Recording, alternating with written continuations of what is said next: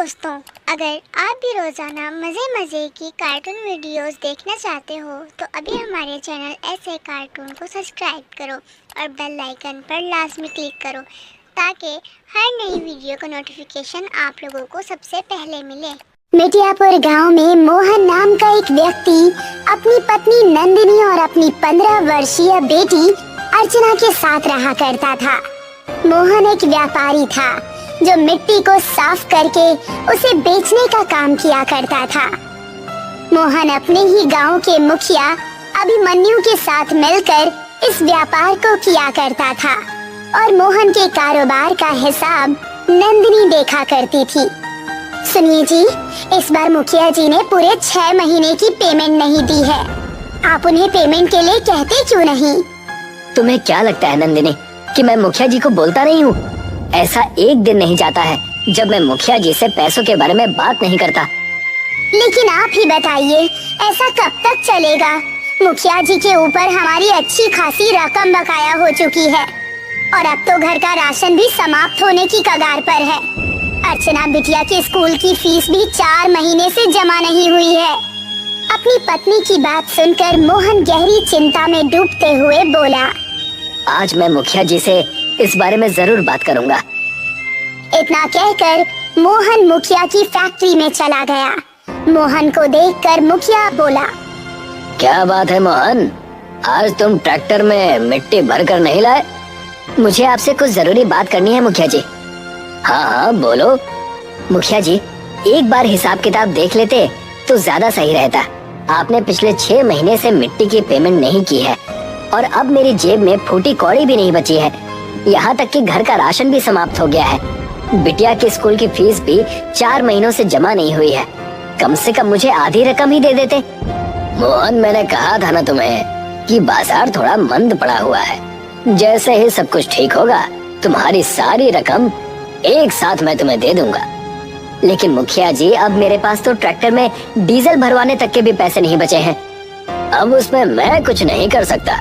तो फिर एक ही रास्ता है, तुम अपनी पत्नी और अपनी बेटी को भी काम पर लगा दो। आखिर तुम्हारी बेटी भी 15 वर्ष की हो चुकी है। इस उम्र में वैसे भी ताकत बहुत होती है। ये आप ठीक नहीं कह रहे हैं मुखिया जी, ये तो गलत बात है।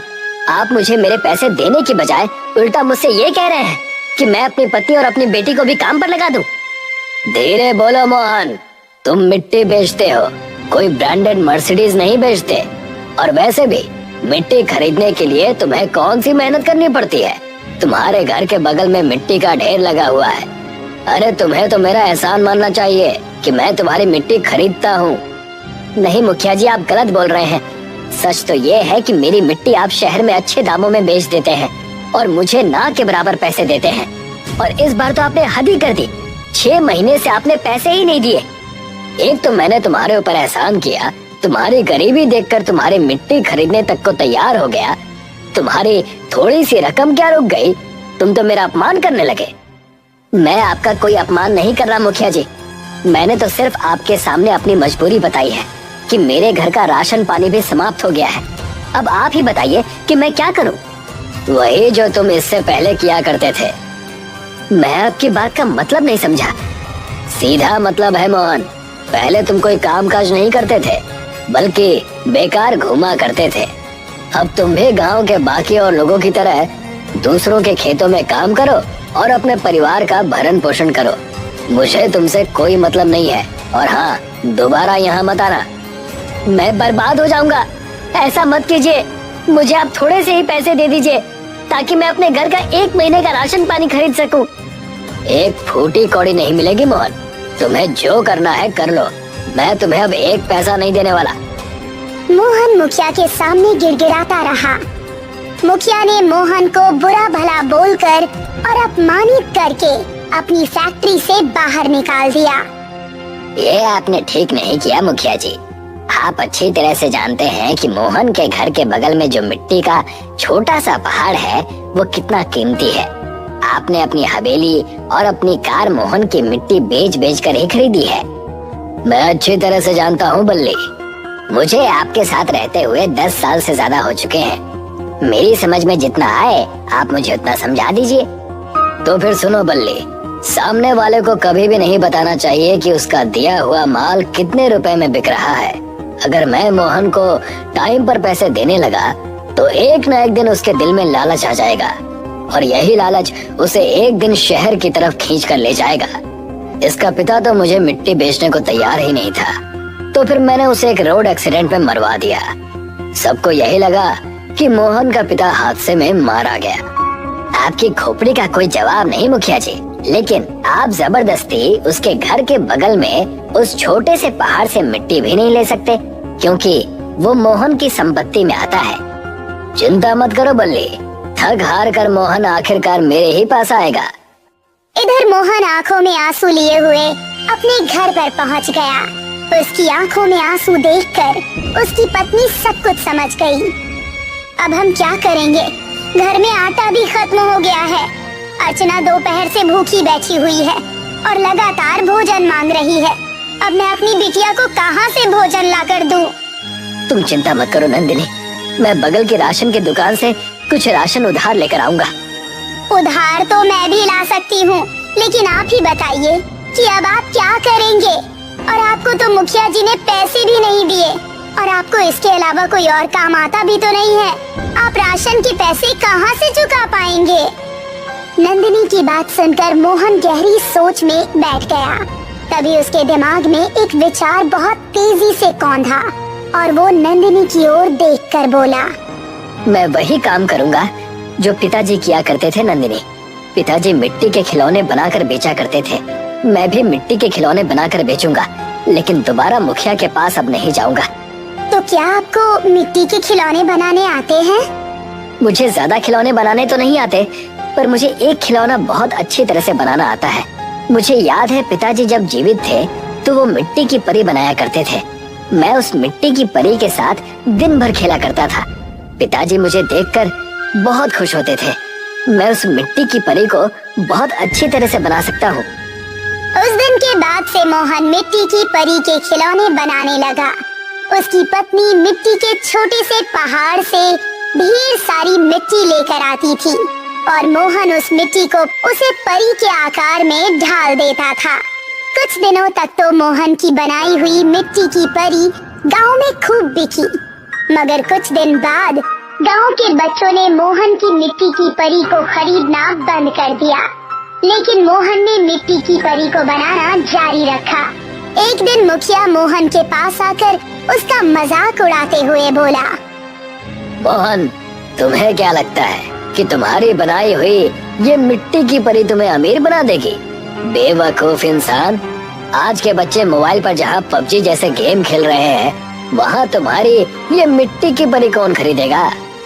इतना बोलकर मुखिया वहाँ से चला गया और मोहन ने क्रोधित होकर मिट्टी की परी जमीन पर फेंक दी। मिट्टी की परी के 2 टुकड़े हो गए और मोहन अपनी पत्नी से बोला, मुखिया जी सही बोल रहे हैं नंदिनी, आज का दौर मोबाइल का दौर है और मुझे मिट्टी की परी के अलावा कोई दूसरा खिलौना बनाना भी नहीं आता। आखिर मेरी मिट्टी की बनाई हुई परियां कोई कब तक खरीदेगा? सच तो ये है कि मैं कुछ नहीं कर सकता। इतना कहकर अंदर जाकर मोहन चारपाई पर लेट गया। आधी रात हो चुकी थी, मगर उसकी आंखों से नींद कोसों दूर थी कि तभी मोहन को बाहर किसी के चलने फिरने की कदमों की आहट सुनाई दी।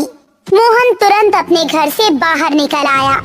उसने देखा कि उसकी मिट्टी की परी जिसे उसने तोड़ दिया था, अब वो जुड़ चुकी थी। मोहन ने तुरंत अपनी पत्नी को उठा दिया। क्या हुआ जी? नंदिनी, देखो, इस मिट्टी की परी को मैंने क्रोध से तोड़ दिया था, मगर इसे किसी ने दोबारा बना दिया। आपको कोई गलतफहमी हुई होगी। नंदिनी ने इतना कहा ही था कि तभी उस मिट्टी की परी के ऊपर आकाश से रंग बिरंगी किरणें फूटने लगी और देखते ही देखते उस मिट्टी की परी में जान आ गई और उसका आकार किसी जवान इंसान के शरीर पे जैसा हो गया। मोहन डरता हुआ बोला, कौन हो तुम? मैं एक परी हूँ। लेकिन तुम तो मिट्टी की थी, तुम्हारे अंदर जान कैसे आ गई? तुम्हें पता है मोहन, मैं तुम्हारे पिताजी को बहुत अच्छी तरह से जानती थी। तुम्हारे पिताजी पहले बहुत से खिलौने बनाया करते थे और उनके खिलौने परीलोक में बहुत प्रसिद्ध थे।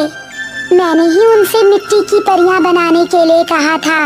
तुम बिल्कुल अपने पिताजी की तरह ही मिट्टी की परियां बनाते हो। तुम्हारे घर के बगल में जो मिट्टी का छोटा सा पहाड़ है ना, वो कोई मामूली मिट्टी का पहाड़ नहीं है, बल्कि जादुई मिट्टी का पहाड़ है। तुम अपनी मिट्टी की परियां बनाना जारी रखो। लेकिन मेरी मिट्टी की परियां कोई नहीं खरीदता।